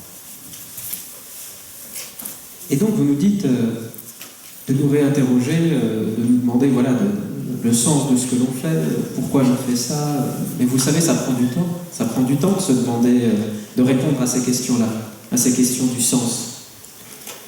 Ce soir, peut-être que des personnes qui transcendent ça se poseront ces questions. Quelles sont les valeurs fondamentales que j'ai acquises au cours de ma vie et qui pour moi sont importantes? Quelles sont les valeurs universelles que moi aussi je partage? Quel est mon idéal de vie auquel j'aspire? Mais pendant ce temps-là, si la personne, par exemple, est en finance ou travaille dans le monde financier ou dans quelque milieu que ce soit, pendant ce temps-là, elle continue à travailler. Cette vie-là, elle continue. Il fait quoi entre-temps? Du temps, c'est tout ce qu'on a. On parlait tout à l'heure de Jean-Pierre qui allait au travail. Nous aussi, on va au travail. On va à l'université, on va à l'école, on va à notre association, on va au travail, on va chez le médecin. On court après le train. D'accord ? Et quand on rate le train, on a l'impression d'avoir perdu du temps. Et si on arrive à attraper le train, ou si on arrive à attraper le train précédent par rapport à celui qu'on a l'habitude de prendre, on a l'impression qu'on est remonté 2 minutes dans le temps. On a gagné du temps. On a gagné du temps. Après, on arrive, on a terminé le truc plutôt comme prévu, on a gagné du temps. On court après le temps, et comme le temps c'est de l'argent, on veut tous devenir riches. Et on court après ce temps-là, d'accord ? Et il finit par nous définir. Et il s'écoule que dans un sens. Et à courir après le temps, on est forcément largué. On est forcément en retard. On est en retard sur quoi? On est en retard sur qui? On est en retard sur nous-mêmes. Du temps, c'est tout ce qu'on a. Et même si on a une seule seconde, c'est jamais une seconde de trop pour réfléchir. C'est jamais une seconde de trop pour faire sens. Faites le test. Essayez, pendant une semaine, sur votre cahier ou sur votre bloc-notes, de noter ce que vous faites. Notez ce que vous faites, essayez d'être précis dans ce que vous faites. J'ai été au magasin. Je me suis assis 5 minutes. J'ai regardé telle vidéo claquée sur YouTube. J'ai médité pendant une demi-heure et je me suis dit, pourquoi ils ont parlé de Socrate quand même et tout. Je me suis pris la tête pour savoir si mes chaussures elles étaient mode ou non mode aujourd'hui. Et donc j'ai passé la semaine comme ça. Et rétrospectivement, on regarde en fait quelle est notre utilisation du temps. Je suis sûr qu'on va en trouver un peu du temps disponible pour réfléchir sur le sens de nos vies, sur la manière dont on prend nos décisions, sur le temps qu'on aurait pu prendre pour les autres, sur la main tendue qu'on aurait pu avoir envers notre voisin, envers notre collègue, envers notre ami. Du temps, c'est tout ce qu'on a. Donc c'est prendre le temps à la fois de s'interroger sur le sens de sa vie, mais aussi prendre le temps de construire sa propre transition. Tu fais bien de parler de transition. Quand je parlais tout à l'heure de penser en marche avant. Penser en marche avant, ça veut dire que je visualise, je me projette dans un avenir lointain. D'accord ? Et qu'est-ce qui me sépare de cet avenir lointain ? Une transition.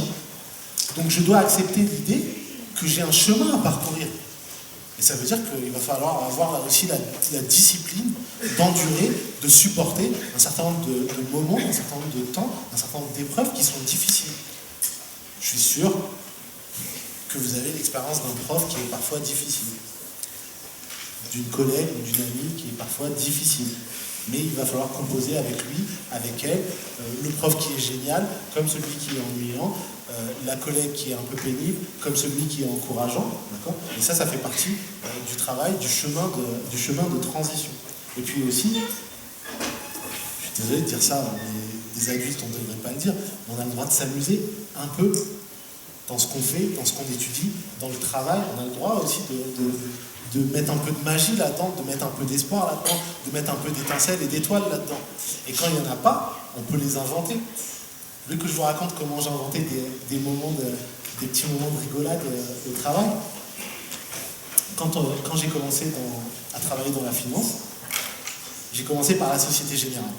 Autant vous dire qu'il n'y avait pas beaucoup de magie au travail. Mais j'avais 2 ou 3 amis avec qui je travaillais, et on était un peu dans le même délire. Donc, on avait à peu près la même culture, les mêmes sources de rigolade, on riait au même sketch des inconnus, on se demandait pourquoi Murdoch revient toujours dans MacGyver, on se posait tout ça. Et on menait des petites expériences au travail. Par exemple, toute expérience toute bête. On prend l'ascenseur, ah non, j'ai le micro, je peux le dire. Et vous voyez, dans l'ascenseur, quand vous montez dans une grande entreprise, vous rentrez, il n'y a personne qui dit bonjour. Ils sont tous en train... Il y a toutes sortes de choses. Les petits détails du mur dans l'ascenseur, ils deviennent subitement intéressants. Oui, quand même. Otis, c'est pas mal comme marque. Alors là, on est au 8e, et juste avant, on était au 7e. Et ça, moi, je pense que c'est intéressant.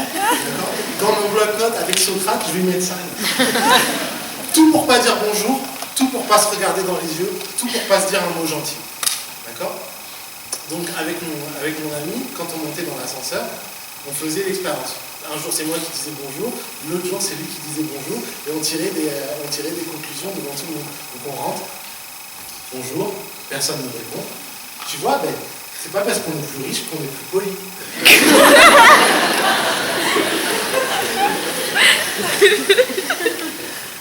Ensuite, saison 2, on allait à la cafétéria, on s'asseyait, et ensuite, en fonction de la manière dont les gens s'habillaient, on essayait de construire un stéréotype. Et comme on n'est pas des gens de préjugés et des stéréotypes, on allait vérifier le stéréotype. D'accord? Donc, telle marque de chemise, ouverture du col, tant de boutons, telle paire de mocassins portés sans chaussettes, l'air un petit peu bronzé, mais comme ceci ou comme cela. Après, on formulait un stéréotype, et puis après, on allait le tester, quoi. Et l'intégration des nouveaux stagiaires et des nouveaux employés, c'est aussi la transmission des stéréotypes. C'est le fait de dire, voilà, quand ils sont appelés comme ça veut dire qu'il est en train de signaler ceci. Et comme on vit tous entre nous, et qu'on fréquente le même environnement, et qu'on mange dans les mêmes endroits, et qu'on se retrouve dans les mêmes délires le soir, au bout du compte, ça forge une espèce de culture commune qui rend opérant les stéréotypes, puisqu'elle rend opérant les signaux. Quand on disait tout à l'heure, je vous ai dit, le costume, c'est un signalement de crédibilité, c'est parce qu'on vit dans un monde où à chaque fois qu'on a vu quelqu'un en costume sur un écran télé, il y a tout de suite un sous-titre qui arrive et il dit « expert en costumologie ». Donc, trouver des moyens dans les cours, à l'école, au travail, juste de prendre plaisir à réfléchir à ces sujets. Il n'y a pas de mauvais moment pour réfléchir. Quand on est dans le métro, on réfléchit. Quand on est dans la rue, on peut se poser des questions. Quand on est, par exemple, dans la rue, je ne sais pas si vous avez remarqué, il y a une nouvelle industrie qui est en train de se créer. C'est des morceaux de ferraille qui sont comme ça et assez pointus. Vous savez à quoi ça sert? C'est pour empêcher les sans-abri de s'installer là. Donc il y a des gens qui se sont réunis, eux ils ont réfléchi, et ils ont dit, moi je vois un marché, c'est pour empêcher les sans-abri de s'asseoir sur le banc de telle entreprise ou devant la devanture de tel immeuble, d'accord? On va créer des pics pour qu'ils ne puissent pas s'asseoir. Ils s'assoient dans la rue sur le bitume, au milieu de la route, quelque part dans le local poubelle, mais ils ne s'assoient pas devant l'immeuble. Et on est sûr qu'il y a des gens qui vont être capables de payer de l'argent pour ça. Donc eux, ils ont réfléchi. Quand on passe et qu'on voit ce truc, on se demande pourquoi c'est là. Et pourquoi est-ce que des gens pensent qu'il vaut mieux éloigner la misère plutôt que la gérer? Ils ont plus d'empathie pour le caniche de la voisine que pour le sans-abri qui meurt pendant l'hiver. Et ils sont prêts à payer pour le distancier de chez eux. Vous n'avez pas remarqué quand on prend le métro, quand on est sur le quai, vous savez, il y a la barrière qui est comme ça, et puis il y a tous les gens, ils sont sur le quai. Qui prend la ligne 13 ici? D'accord, vous savez de quoi je parle. Donc avant qu'il y ait les pousseurs et les mecs en uniforme avec le micro et ainsi de suite, c'était l'âge de pierre de la ligne 13. Et là c'était un peu battle. C'était un peu difficile de rentrer dans le bain. Mais toujours est-il, quand on est sur le quai, on est de parfaits étrangers les uns pour les autres. D'accord? Donc si je vais aborder quelqu'un, ou si quelqu'un vient m'aborder, tout de suite il y a un scénario qui s'enclenche dans ma tête. Pourquoi il me parle? Sans même parler des relations de femmes ou personne. Pourquoi il me parle? Qu'est-ce qu'il veut me vendre? Qu'est-ce qu'il veut me gratter encore? Qu'est-ce qui se passe? Donc ça c'est à distance sur le quai. Un pas en avant, on est dans le wagon maintenant, et voilà que, par un miracle de la technologie ferroviaire, je me retrouve la tête sous l'aisselle du monsieur qui a le bras autour de la voisine, qui est en train de parler à sa copine de l'autre côté du wagon, qui elle-même est en train de se poser des questions sur pourquoi est-ce que lui, il est collé à moi. Et là, on est dans un rapport de proximité physique que personnellement, je n'aurais pas partagé même avec des amis très proches. Donc qu'est-ce qui fait que ce pas en avant a tout changé? Qu'est-ce qui fait qu'on est des étrangers en proximité physique? D'accord? Alors que ici, on était totalement dans des mondes différents. On ne se serait même pas adressé un regard. Donc quand je vous dis réenchanter votre quotidien, posez-vous ces questions. Non, ne vous posez surtout pas ces questions-là. Posez-vous surtout pas ces questions-là. Posez-vous vos questions. Allez chercher des questions tordues un peu. D'accord? Pourquoi est-ce que dans la pub Juvamine, il répète 3 fois le slogan à chaque fois?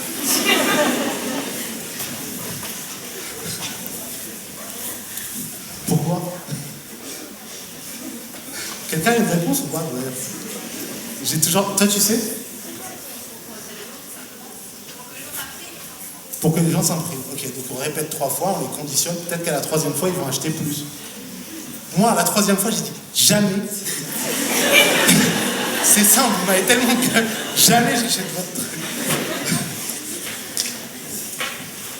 Mais oui, vous avez bien raison de dire qu'il faut réenchanter notre quotidien, parce qu'en fait, ce que vous nous proposez, ce programme, c'est un programme de souffrance aussi, de construction de notre propre souffrance. Et pourquoi je dis ça? Parce que si on commence par construire d'abord, réfléchir au sens de notre vie, puis progressivement, il y aura cette phase de transition, durant laquelle on se rendra compte que ce qu'on fait n'est pas forcément conforme à ce à quoi on aspire, et donc il va nous falloir changer. Et vous nous l'avez dit, on ne peut pas changer comme ça d'un coup du jour au lendemain, il nous faut du temps. Il faudra prendre le temps de changer, le temps d'y réfléchir. Mais pendant ce temps-là, on construit et on fait face à nos contradictions. Et ces contradictions, c'est elles qui vont générer notre véritable souffrance. Donc finalement, cette façon de réenchanter là, notre quotidien, cette façon de s'amuser, est-ce que c'est ça qui va permettre un peu de faire face à la contradiction et de permettre à la transition de mieux passer, entre guillemets? Quand je disais tout à l'heure qu'on est des créatures faites pour vivre en danger, on est aussi fait pour vivre en danger avec soi-même. C'est-à-dire que ces contradictions et ces paradoxes que tu mentionnes, je crois profondément qu'ils sont inhérents à la condition humaine, inhérents à la nature humaine. C'est la même personne qui porte le foulard et qui est capable de se mettre à distance de lui. C'est la même personne qui met un nez rouge pour monter sur scène et faire rire son public, et qui est capable aussi de rire de sa propre condition. C'est la même personne qui inflige le mal à une autre, et qui est capable de le formuler, et qui est capable de se voir pour soi-même et de s'en vouloir à soi-même. C'est la même personne.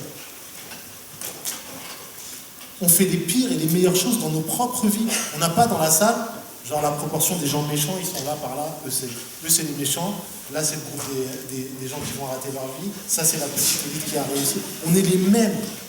On a des temps où on fait les pires trucs, et d'autres où on fait les meilleurs. On a des temps où on fait souffrir les gens qu'on aime le plus, et d'autres où on leur donne envie de grimper dans des nuages. On a des temps où on s'en veut tellement à soi-même, et des temps où on reprend confiance et on a envie de se dépasser. On est les mêmes personnes, et on vit tout le temps, et on gère tout le temps ces ambivalences en notre fort intérieur. La seule chose qui parfois nous différencie, c'est qu'on est capable de verbaliser ça et de se mettre un petit peu à distance. On est capable de se dire, voilà, je ne vais pas me mentir à moi-même. Je connais quels sont mes défauts et quelles sont mes qualités.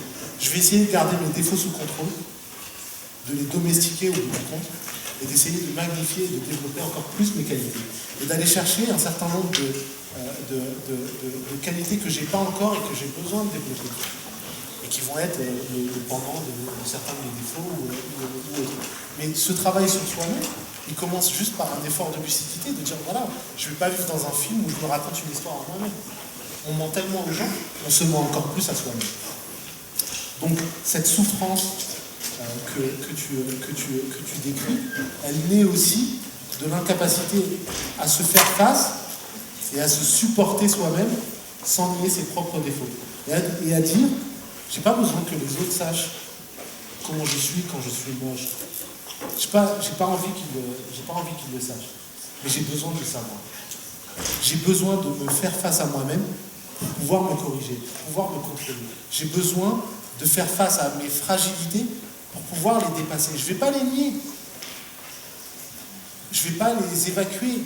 Et je vais être capable de dire, voilà, elles sont là, elles sont présentes, elles sont là. Mais elles ne définissent pas le récit de ma vie. Je vais être capable de raconter une autre histoire. Je vous disais tout à l'heure qu'en médecine, c'était vraiment pas facile. Pourquoi ? Parce que je suis infichu d'apprendre un texte par cœur. J'en suis incapable. Je suis incapable de rester concentré pendant plus de 5 à 7 minutes. D'accord ? Je ne suis pas capable de faire ça. Je suis capable de le cacher, que je suis complètement dans un monde ailleurs. D'ailleurs, je ne vous raconte pas là où je me suis baladé depuis tout à l'heure. Mais je sais qu'il va y avoir 5 minutes dans l'heure où je suis très concentré, très disponible, et que c'est le temps que je vais devoir utiliser pour faire toutes les tâches qui sont analytiques, qui me sollicitent vraiment très profondément et très intensément dans mes réflexions. Donc quand je vous parlais tout à l'heure de voilà, j'étais comme ça quand j'étais dans le milieu de la finance, et voilà comment j'étais quand je lavais la vaisselle à Disney, et ceci et cela, je ne suis pas une autre personne aujourd'hui. Je ne suis pas non plus schizophrène, si je suis un peu schizophrène. Peut-être, mais ce que je veux dire, c'est que ces histoires-là, on ne les efface jamais de la mémoire vive. Nos erreurs, on ne les efface jamais, mais on vit avec. On vit avec. Et donc, dépasser la souffrance, c'est aussi en faire une thérapeutique où on dit, voilà, je ne vais pas effacer cette histoire, mais je vais vivre avec. Je ne vais pas me débarrasser de mes défauts, mais je vais vivre avec. Et je vais construire avec. Ces souffrances, d'ailleurs, vous êtes parvenu à les dépasser, vous racontez tout ça dans votre ouvrage Full Express, les difficultés, le constat de ces contradictions, les questions que vous vous êtes posées, et vous nous montrez un peu dans le livre Full Express les manières dont vous avez pu relever ces obstacles. Et après, vous avez quitté le monde de la finance, on le sait, vous êtes aujourd'hui directeur exécutif du CCIF.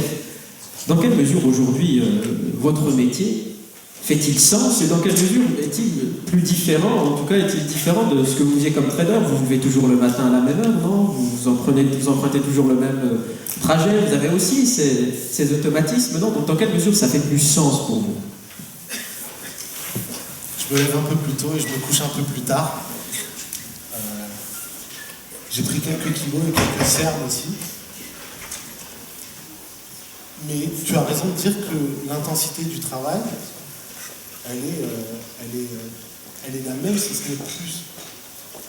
Parce que, intellectuellement, je suis beaucoup plus sollicité que je l'étais quand je m'occupais uniquement de mathématiques et de modèles et de développement et d'algorithmes et de volatilité. Ça c'est clair et net. Mais j'ai pas tellement choisi ce métier. J'ai pas choisi quand j'étais jeune d'être directeur d'une ONG de défense des droits humains. J'ai pas choisi ça. Et c'est un peu au fur et à mesure, par accident, où ça m'est un peu tombé sur la tête et ça m'a inspiré. Et aujourd'hui, c'est tellement profondément ancré en moi que ça finit par me définir aussi un petit peu. Je suis rentré au CCIF, le collectif contre l'islamophobie en France, parce qu'il y a quelques années, en 2010, ils avaient besoin de quelqu'un pour traduire le discours. Un discours que le président ou l'un des porte-parole devait prononcer. Et ils avaient besoin de quelqu'un pour le traduire en anglais. Et j'ai dit, ok, il n'y a pas de problème, je vais consacrer 1 heure ou 2 à ça, je vais traduire le discours.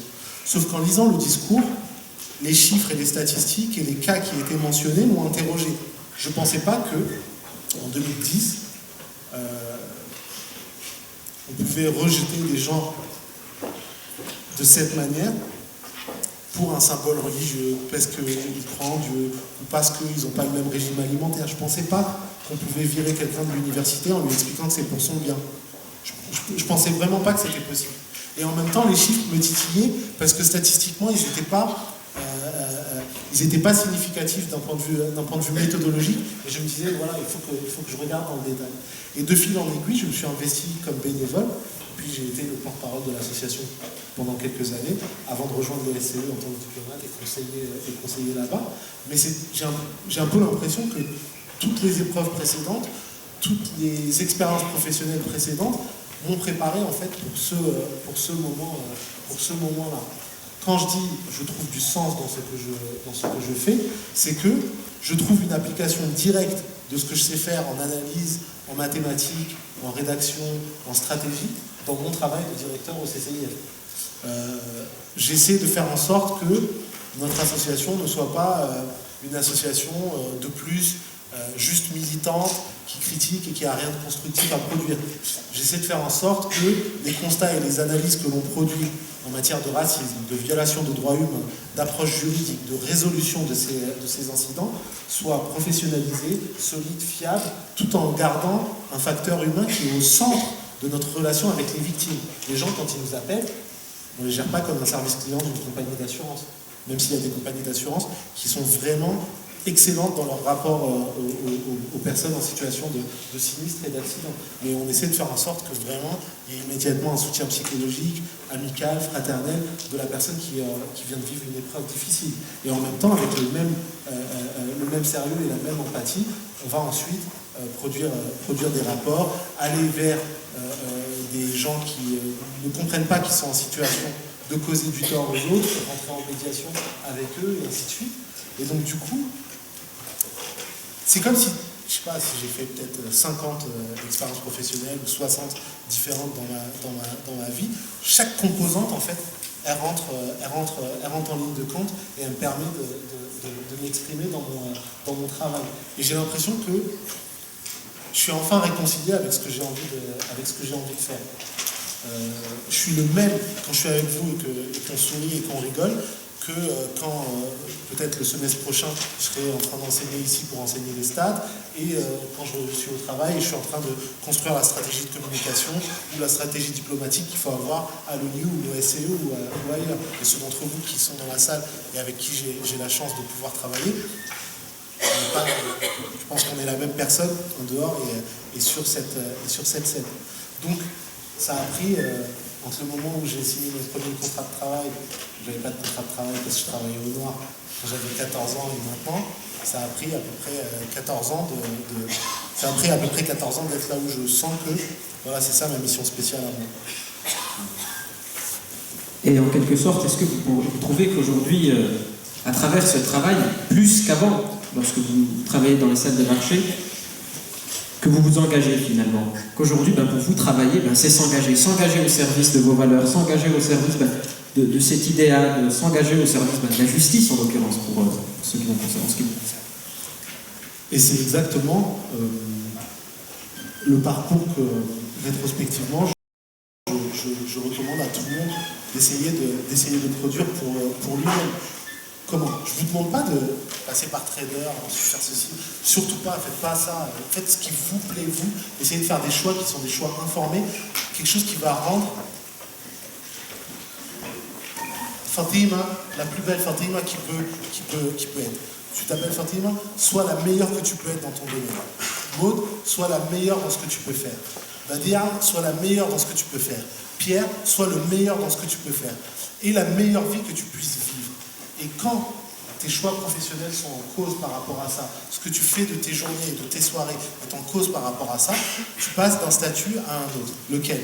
Eh bien, au début, on est engagé par l'entreprise. Et on subit le choix de l'entreprise. Elle nous a choisis. Et on a l'impression que quand ils acceptent de nous prendre, ou quand ils nous donnent un entretien d'embauche, on vient de gagner quelque chose. L'entreprise nous a choisis. L'entreprise nous a engagés. D'accord? Et puis plus on a du libre arbitre et plus on a une capacité de choix, plus on reprend la main. Et là, c'est nous qui nous engageons.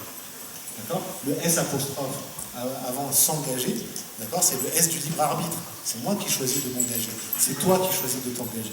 D'accord? Donc c'est plus l'entreprise, ou l'association, ou l'entité, ou l'université, ou l'institution qui nous engage, d'accord, qui a le libre arbitre de nous choisir. D'accord? C'est nous qui nous engageons parce que nous avons la capacité de choisir ce que nous voulons faire de nos vies et du temps qui nous est imparti.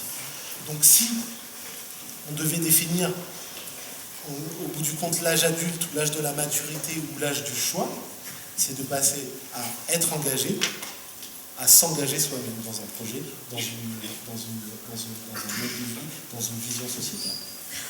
Donc on l'a bien compris, il ne s'agit pas ce soir pour chacun d'entre nous de changer totalement de travail ou de changer totalement de cursus, mais il s'agit avant tout d'abord de s'interroger sur le sens de notre vie, puis à partir de là, progressivement, de construire cette transition en acceptant nos souffrances, en acceptant, en faisant face à nos souffrances et à nos difficultés, pour ensuite passer d'être engagé à s'engager.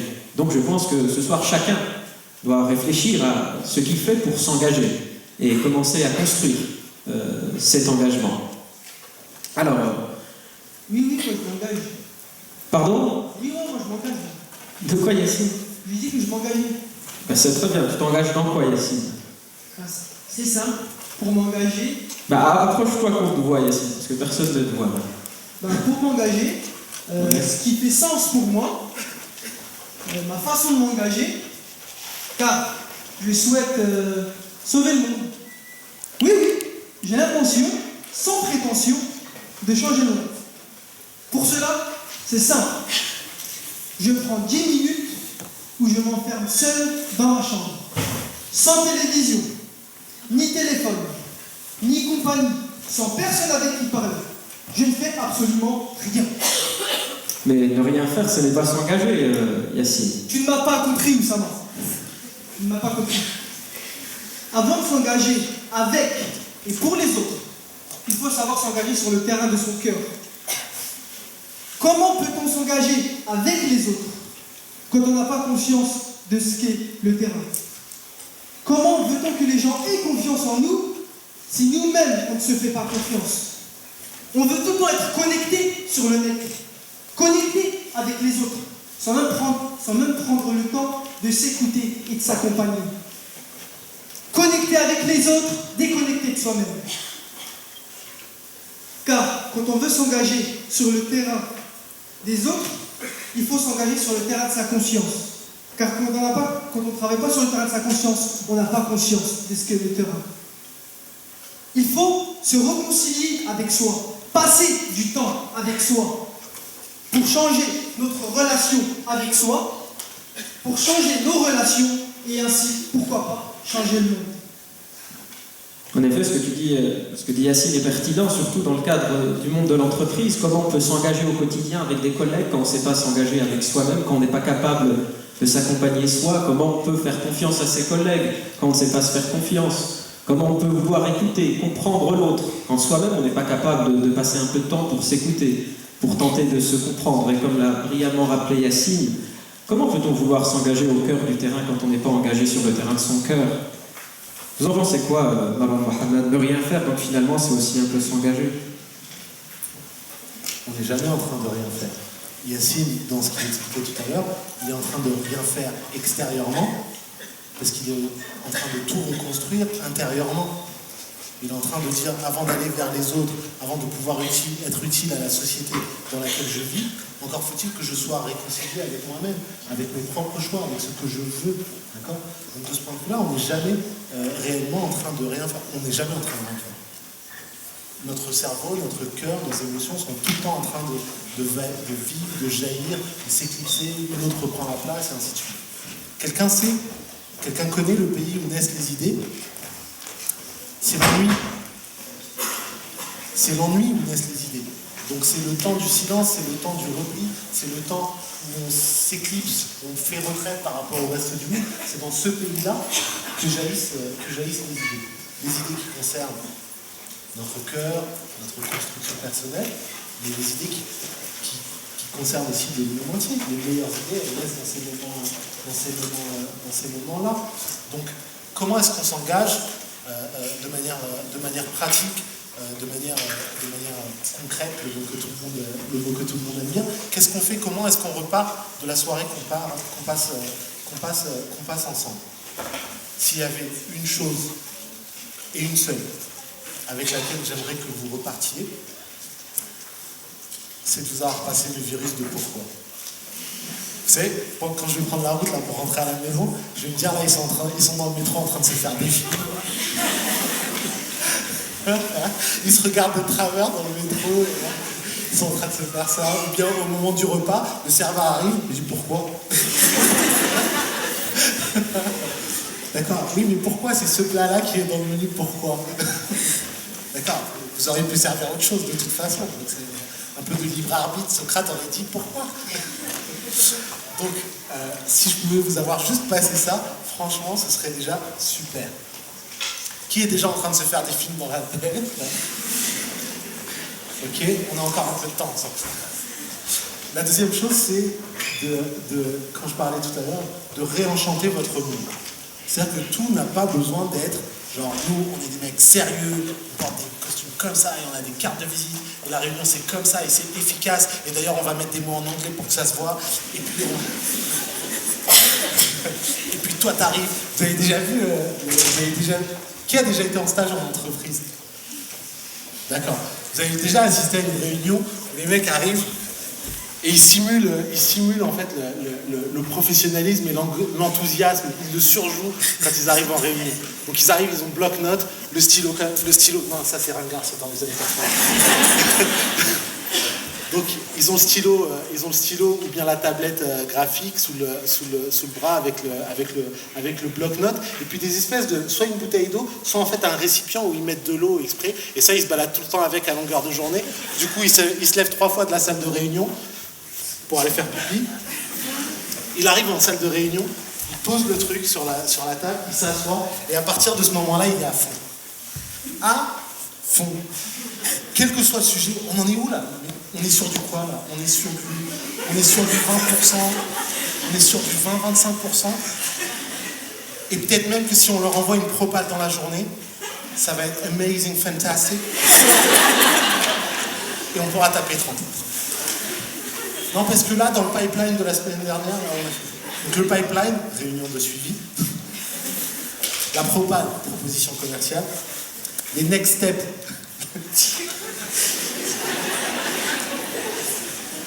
les actions à mener avant la prochaine réunion, et à la prochaine réunion, d'accord, les next steps de la semaine dernière sont dans le pipeline d'aujourd'hui.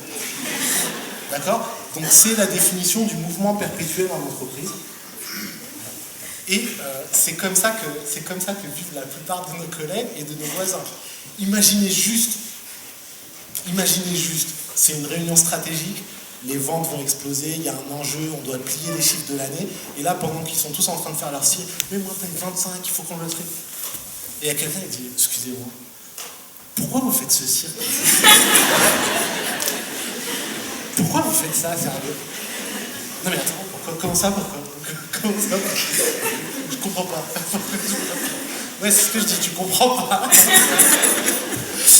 Donc, ça va créer des malaises. Faites-le en général quand vous n'êtes pas trop loin de poser la démission. Mais en attendant, gérez la montée en puissance, gérez la montée en rythme, faites-vous des petits jeux, ascenseur, cantine,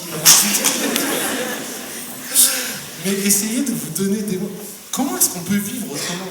C'est-à-dire, si on a des ventes records d'antidépresseurs, et si on a des burn-out dans les entreprises, des burn-out que les grandes entreprises essaient de cacher pour éviter de dire qu'on est des machines à produire de la souffrance au travail, si on a tous ces choses, c'est des réactions rationnelles. C'est pas des êtres faibles qu'on a envoyés dans des entreprises. C'est pas des gens qui étaient moins forts, ou moins solides, ou moins courageux que les personnes qui sont dans cette salle. C'est juste que, à force de rien dire, à force de s'interdire, pourquoi? À force de se réduire au silence les uns les autres, en se faisant violence à soi-même, en disant franchement, je vais me taper la fiche si moi je demande pourquoi. Un jour après l'autre, on s'éteint. On meurt un peu à chaque fois qu'on renonce à ces questions. On meurt un peu à chaque fois que, au lieu de dire, viens on teste ça, viens on joue un peu avec ça, viens on va essayer de sourire et de s'interroger là-dessus, on meurt un peu à chaque fois qu'on réduit cette question aussi. D'accord? Donc si vous pouviez juste partir avec ces deux choses, la première, de vous redemander pourquoi, la deuxième, c'est d'essayer de prendre plaisir et de jouer à vivre, d'accord? Alors franchement, on aurait réussi notre soirée. Et la troisième, j'ai même pas besoin de vous la dire, parce que je sais que à partir du moment où on vit comme ça, eh bien on commence à interroger nos propres choix et on se dit voilà, tu peux être satisfait de cette réunion de suivi, tu peux être super content, déjà excité au max d'avoir fait 25%, c'est ta vie. J'ai pas envie que ce soit la même. Et on voit qu'on va aborder les choses autrement. Ça ne veut pas dire qu'on va démissionner. Ça ne veut pas dire qu'on va jeter sa carrière professionnelle à la poubelle. Ça veut juste dire qu'on va essayer de s'approprier des choix et puis rajouter des choses. Peut-être qu'on va changer de carrière, mais peut-être qu'on va garder le même job et puis prendre un projet personnel au bout du compte qu'on va réaliser le week-end, le soir, ou en famille ou autre. D'accord? Mais vous verrez que les choix n'auront plus la même saveur. Et les choses que l'on fait, le travail que l'on fait, n'aura plus la même valeur. Et ça va vous procurer un sentiment complètement différent. Et ce n'est pas un sentiment nouveau, c'est juste un sentiment que vous avez oublié. Bien, merci Marouane Mohamed. Alors, je vous propose un petit jeu juste avant de passer aux questions. Merci pour ces 3 leçons à retenir. Et je vous propose un tout petit jeu. Marouane Mohamed, donc je vous donne des mots. Et vous me dites ce que vous voulez. Vraiment ce que vous voulez. C'est un genre de petit abécédaire. Bon, quand je dis que c'est un jeu, tout est relatif. Hein. Donc le premier mot, Marouane Mohamed, livre. Je suis à fond. Livre. Ouvert. Un livre ouvert. Un livre ouvert et aussi une idée qui est contre-intuitive, c'est que les livres qui ont de la valeur, c'est ceux qu'on n'a pas lus. Vous comprenez? C'est-à-dire ceux qu'on a lus, théoriquement, on a intégré les connaissances qu'il y avait dedans ou l'expérience qu'il y avait à partager. Donc ceux qui ont de la valeur, c'est ceux qu'on n'a pas lus. Ouvrez les livres qu'on n'a pas lus. Un deuxième mot, amitié. Fraternité, pour toujours. Et je sais pas pour vous comment ça se passe. Ah, tu vois, je sens que tu as écrit un mot dans son cahier de texte. Je sais pas pour vous comment ça se passe, mais souvent en fait, la définition sociale que les gens mettent en œuvre de l'amitié, en fait, c'est une accointance conditionnelle en fait. Donc en gros, on est amis parce qu'on a une convergence d'intérêts et que pendant le temps où on partage cette amitié, on est relativement aligné sur un certain nombre de positions. S'il y a une épreuve qu'on vit ensemble, elle peut nous séparer. Si on a un désaccord sur une idée ou un sujet ou un projet, ce désaccord-là peut nous séparer. Et ça, pour moi, c'est juste des accointances conditionnelles au bout du compte. C'est-à-dire on est dans un rapport de cordialité avec quelqu'un, on partage des choses, on mange ensemble et ainsi de suite, mais au bout du compte, il existe une séquence d'événements, où il existe une séquence de choix qui peut nous séparer profondément. Ça, pour moi, je suis désolé, c'est pas ma définition personnelle de l'amitié. Ma définition personnelle de l'amitié, c'est celle qu'on se promettait en cours de récré quand on était petit, mais qu'on fait rarement vivre quand on devient adulte. C'est-à-dire, on est amis à la vie, à la mort. On va galérer ensemble, je te préviens. Il faut que tu en sois conscient.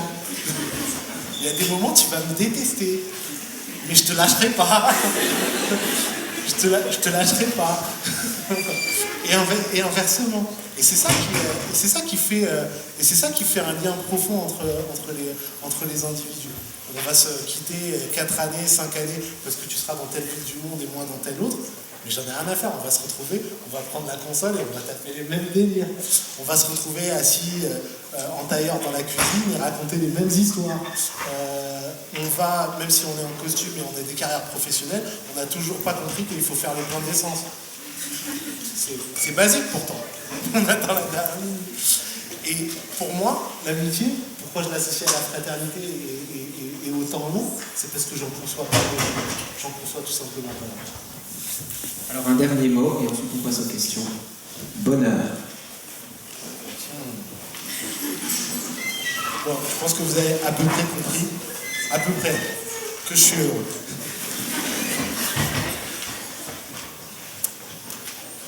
Mais le bonheur,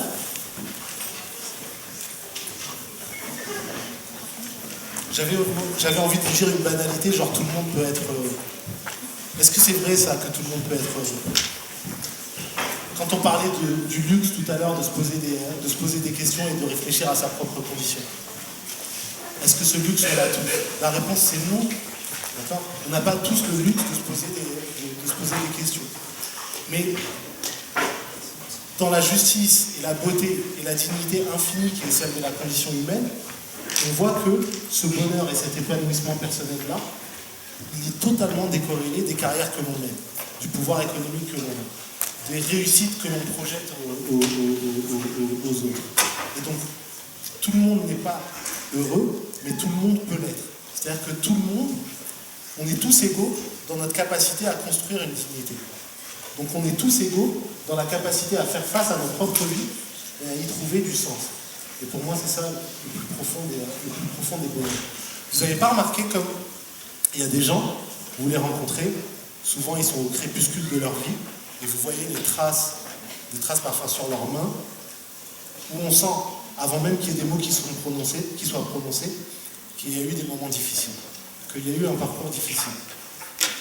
Avant même qu'ils disent quelque chose, ils dégagent une dignité, une beauté, un honneur, une noblesse qu'on n'a pas vu chez des souverains, chez des présidents, chez des notables. On ne les a jamais vus.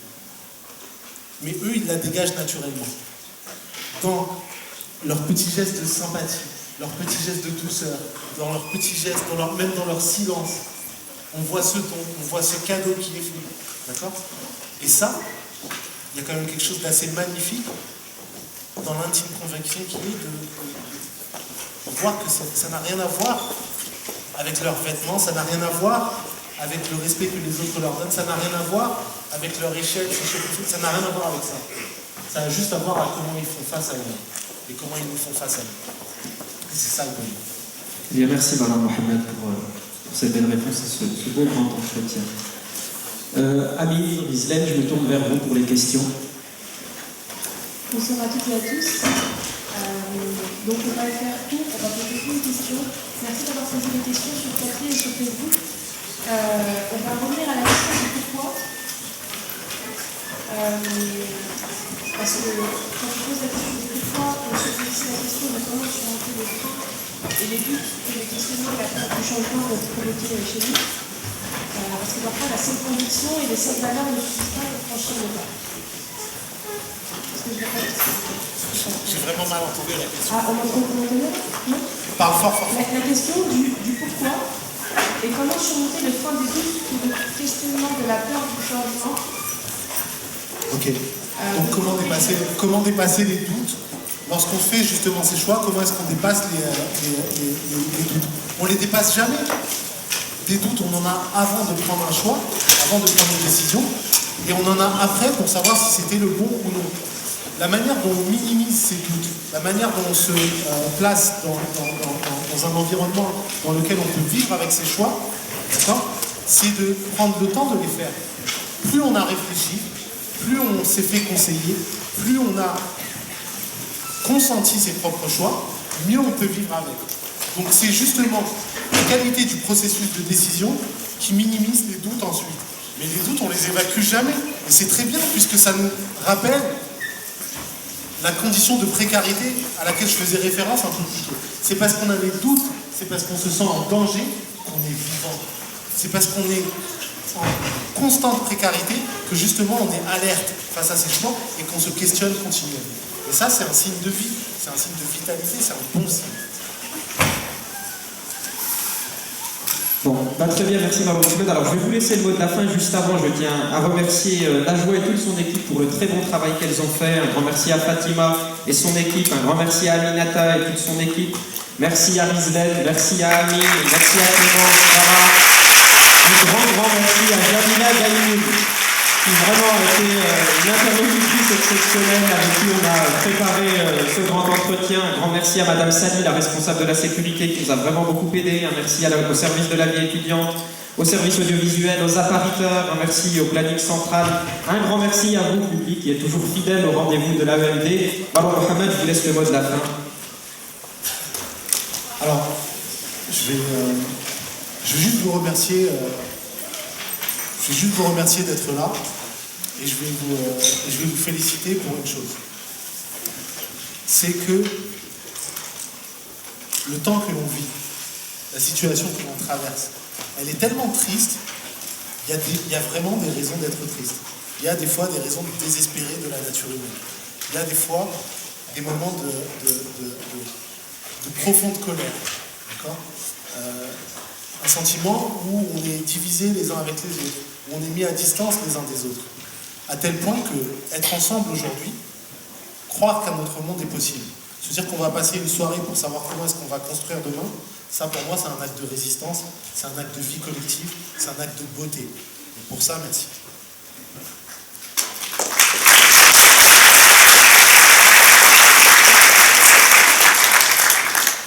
La deuxième chose, si on a bien compris tout ce qu'on s'est dit ensemble aujourd'hui, c'est de comprendre qu'il y a vraiment zéro mérite à être sur une scène ou à pas l'être. Je veux que vous compreniez ça. C'est pas de la fausse modestie à deux balles. Je veux que profondément vous le compreniez pour que vous sachiez que j'aurais même pas rêvé. À l'âge de certains d'entre vous, d'avoir ce niveau de questionnement et d'avoir ce niveau de participation et ce niveau d'engagement. J'en aurais même pas rêvé, parce que j'en étais tout bonnement incapable. Et donc il n'y a rien d'héroïque à être mis en avant, il n'y a rien de tout ça. Mais par contre, il y a quelque chose d'héroïque à chacun, chacune, pour lui-même, faire face à sa propre vie et de dire voilà, ok, là tout de suite, feuille blanche. Feuille blanche. Qu'est-ce qui se passe? Qu'est-ce que je suis en train de faire? Qu'est-ce que j'ai envie de faire? Qu'est-ce que j'ai envie de décider? Comment est-ce que j'ai envie de vivre? Le faire cet exercice-là et réaliser cette vie ensuite, ça a quelque chose d'héroïque. Ne pas avoir le choix et endurer pour pouvoir offrir à d'autres la possibilité d'avoir le choix et d'avoir ces libertés-là, ça a quelque chose d'héroïque. Donner de son temps pour réaliser une conférence comme celle-ci, et être ensemble, et être sur les bords, et ramener des bouteilles d'eau, mettre en place la salle, et ainsi de suite, ça a quelque chose d'héroïque. Et je veux que vous le compreniez, j'espère que vous le compreniez. D'accord ? Et la dernière chose, c'est juste vous donner un peu d'espoir et de détermination, de comprendre que dans la vie, soit on a des actions, soit on a des excuses. Soit on va être capable de mettre en œuvre, dans le temps qui nous est imparti, des projets, des idées, de formuler des rêves, de les transformer en projets, de transformer ces projets ensuite en des réalités, soit on va être des témoins très lucides de nos propres échecs, de nos propres renoncements. Parce que le drame d'une société comme la nôtre, qui malheureusement, un jour après l'autre, bascule dans le défaitisme et la tristesse, c'est pas la violence de ces extrêmes, c'est le silence de ces majorités. Et on est une majorité à être en minorité. Soyons aujourd'hui des majorités vocales, des gens qui disent des choses, des gens qui se parlent les uns aux autres, des gens qui n'ont plus peur de demander pourquoi. Voilà, je vous remercie.